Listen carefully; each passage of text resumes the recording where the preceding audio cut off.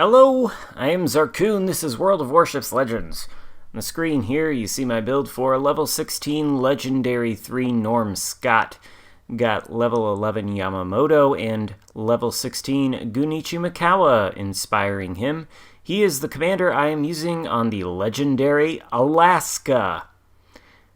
Here's the Alaska. Here's my mod setup. Got Aiming Systems Mod 1, Propulsion, Concealment, and Main Gun Mod 3, I think it's called, in the 4th slot. That one increases the range of the main guns. Now, before we get into the game and the stats on this ship, I do want to take a look at the overview page. The Alaska comes with big guns for a cruiser. It's tough. It's got an above-average base HP rating for a cruiser, and has superior AP damage, again, for a cruiser. The reason I wanted to briefly show this page, though, is because the Alaska, like the Yamato, was a real ship that actually existed in real life, in contrast to the Grosse Kurfürst, which is like a fantasy paper ship, if you will. Anyway, now that that is all out of the way, let's jump into the game. And I will say that, in my opinion, this is not a great game, although it does end up being very high damage. And I will comment on some of the shots here after we go over the stats. So, right off the bat, most noticeable stat, the ship has 54,720 hit points, which makes it the cruiser with the most hit points in the game. At least I think so. I think most of the Tier 7 cruisers average somewhere in the 40,000 hit points range. It's also got 32mm bow armor, or at least I think it does, because it seems to be capable of bouncing 16-inch shells from battleships with 16-inch guns off of its bow. It has 13% torpedo reduction, which is a little bbit better than most cruisers, but, you know, you don't want to get hit with torpedoes in this thing. The guns, though, it's got 9 305mm guns, largest cruiser guns in the game, and actually the same size as the guns found on the Tier 7 premium German battleship Odin. The guns, with this Norm Scott build and the gun control mod, range out to 18.5 kilometers. They have a 20-second reload, which is the slowest reload time for a cruiser in the game, and a 30-second turret traverse speed, which is like battleship-level turret traverse. The shells fired from these guns do 4,300 max HE shell damage, with a 30% chance to start fire with Norm Scott's igniter skill. That's a comparable fire chance to what you can find on the Odin, but the Alaska, with the same size guns, does 4,300 max HE shell damage. On the Odin, it's 3,600.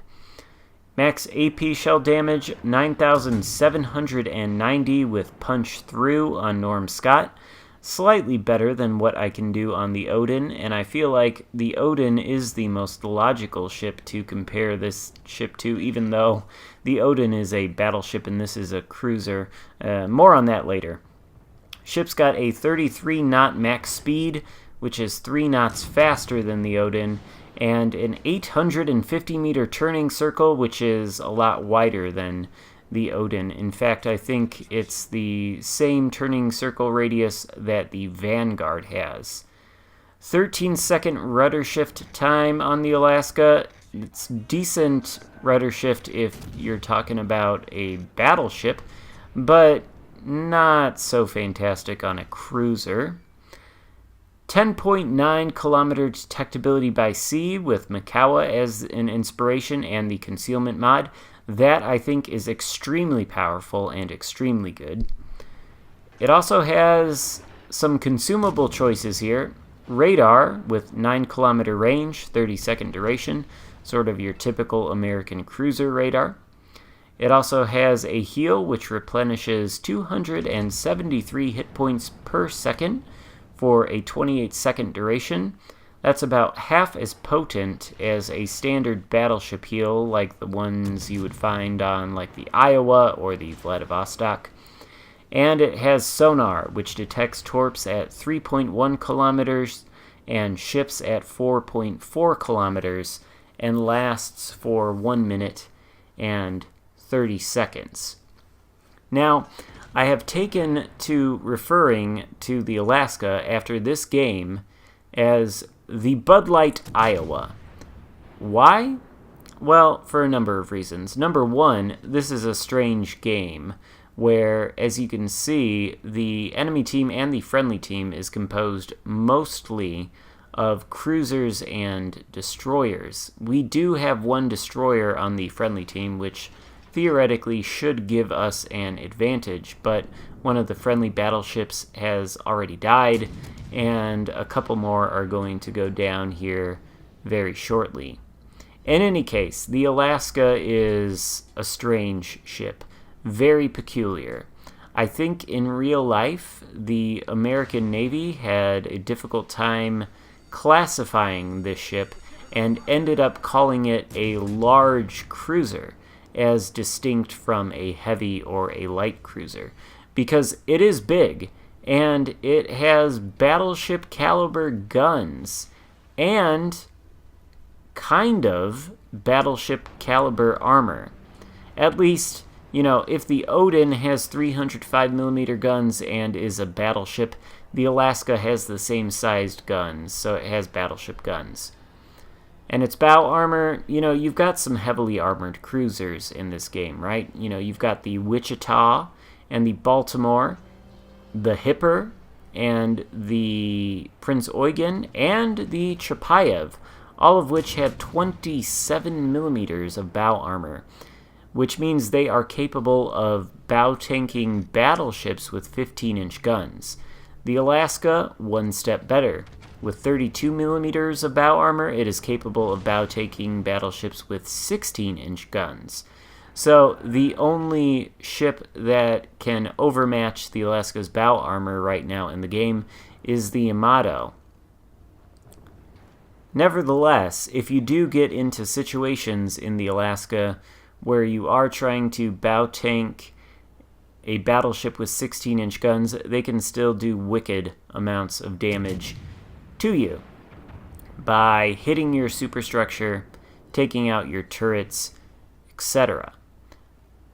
On the flip side, with your AP, you can do wicked amounts of damage to them. Take a look at this Odin here, who is presenting a nice juicy broadside. The shot is out, and it hits the Odin's citadel for 17,000 damage, takes him down for the first kill of the game. So this ship has AP that needs to be respected if you are in a battleship. It can do catastrophic damage to you in some circumstances at least. I don't know for sure, but I feel like the penetration capabilities of these AP shells must be fantastic. I mean, I've hit a number of citadels on German battleships at relatively close ranges, like that Odin was, with these shells. So there's something crazy about these shells. They are wicked.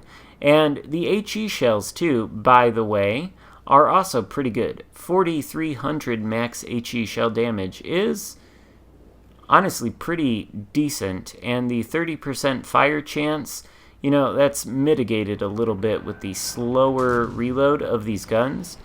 But these guns do tend to light fires, fairly often. We haven't gotten one yet, but we also haven't shot a large amount of HE yet. That hit on the Yamato nets us 2 fires. So, the ship is definitely capable of damaging ships with its HE if they're angled in such a way that the AP isn't going to be of much help. And the fires are, of course, nice. Now, the reason I've been calling it the Bud Light Iowa, well, I feel like it plays a little bit more like a battleship than it does a cruiser. So it's got battleship caliber guns, kind of, a battleship reload time on the guns, and slow battleship turret traverse unless you improve it somehow. So I feel like if I were in this same situation that I find myself in here, and I was playing the Iowa, I might have approached this battle the same way. I've been playing very defensively because the majority of the enemy team has been over here. So I pretty much reversed while doing damage to them the entire time. Not something that I think you really want to do ideally in this ship. It does have better maneuverability than a battleship, but it's not quite as maneuverable as your typical cruiser. Then again, it's much more heavily armored than your typical cruiser. So I think the ideal thing that you want to do in this ship is use its really good concealment, if you build for concealment, and its speed to get into positions where you can flank the enemy. Because if you can get broadside AP salvos into battleships, you are going to wreck their faces. And that's to say nothing of cruisers. If you have played the Odin with its 305mm guns and come up against enemy cruisers, you know that those smaller caliber guns are wickedly effective at dealing major damage to cruisers. It seems like they don't overpenetrate quite as often, and they can take cruisers down potentially even in a single salvo. Same story here with the Alaska. It is a menace with its AP to enemy cruisers. And I have heard a lot of people saying that the Alaska is not great. I disagree with that. I think it's bizarre. It's a very niche ship. It's somewhere between a battleship and a cruiser, but if I had to say which one it's more like, I would say a battleship. Except it's not the most heavily armored battleship. That Yamato there hit us really hard, could have potentially killed us there, I think. But I think the Alaska's armor is strong enough that it will mitigate some of the damage when it's angled like that against battleship caliber AP. Not necessarily from the Yamato, but if that had been maybe an Iowa or Vladivostok taking the same shot, I think maybe we would have taken less damage there with our angle. So that's the thing. It is definitely capable of getting up there in a battleship's face if that battleship has 16-inch guns and chooses to shoot at your bow armor. The shells will bounce off or shatter. They will do you no harm. And if you can get up alongside of a battleship and have your turrets on target, you can inflict upon them horrendous damage with your armor-piercing shells. That is, if they can't get their guns on you first. If they can do that, they can blow you right out of the water. No question about it.